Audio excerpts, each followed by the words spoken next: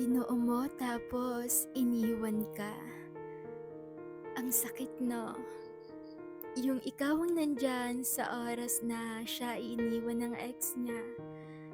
Yung ikaw ang nandiyan sa panahon na siya na lang mag-isa.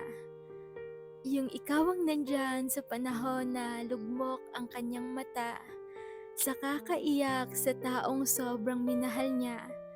Kaya naman dahil siya ay sobrang naging mahalaga, hindi mo kaya na makita na nasasaktan siya ng sobra. Kaya naman binuo mo siya.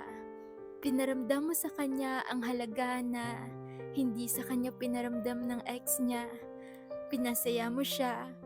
Pinasaya mo siya sa abot ng iyong makakaya. At sa panahon na nasisilayan mo ang ngiti niya, ay sobra ka rin naging masaya. Dahil sa wakas, ang taong yon ay okay na. Pero ang sakit lang kasi, sa panahon na buo na siya, ay dun ka naman masisira. Yun bang feeling na binuo mo siya, pero sinira ka niya, at binuo mo siya para sa'yo sana, pero para pala sa iba, ang sakit.